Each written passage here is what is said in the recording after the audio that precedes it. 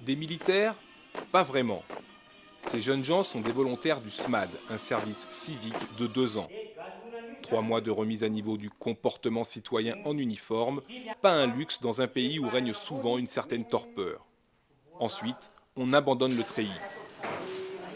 9 mois d'apprentissage des techniques agricoles modernes, puis 1 an d'installation sur un terrain qui leur sera ensuite cédé par l'État. Ce programme novateur semble répondre aux besoins de Madagascar, qui peine à améliorer le rendement de son agriculture. Ces jeunes derrière moi viennent de toute la région.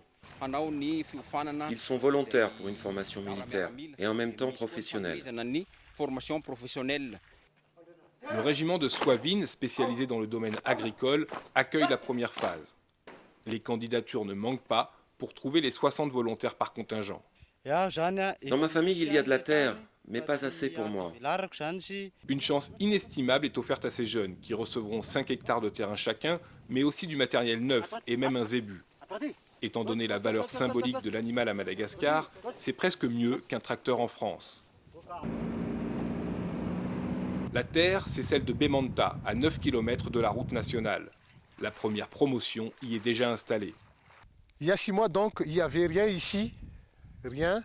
Mais là, maintenant, on a une piste. Et on a construit même aussi un barrage pour alimenter en eau donc, ces cultures-là. Les jeunes ont travaillé avec ardeur, transformant déjà le paysage. Du riz, des pommes de terre, du pois du Cap, les cultures sont variées. Après la formation, nous allons continuer à collaborer avec mes camarades en créant une coopérative. On travaille mieux et plus vite en équipe. Le pari est en effet loin d'être gagné. La production n'est pas garantie et si elle dépasse l'autosuffisance, il faudra encore lui trouver des débouchés. D'ici 6 mois, ils seront lâchés, mais quand même contrôlés par les moniteurs agricoles de l'armée.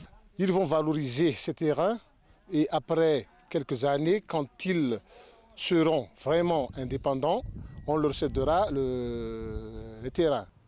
Des images du Far West ou des kibboutz viennent à l'esprit. À terme, le projet prévoit d'installer un SMAD dans chaque région de Madagascar. La réussite de Bemanta est donc essentielle pour la continuation de l'initiative.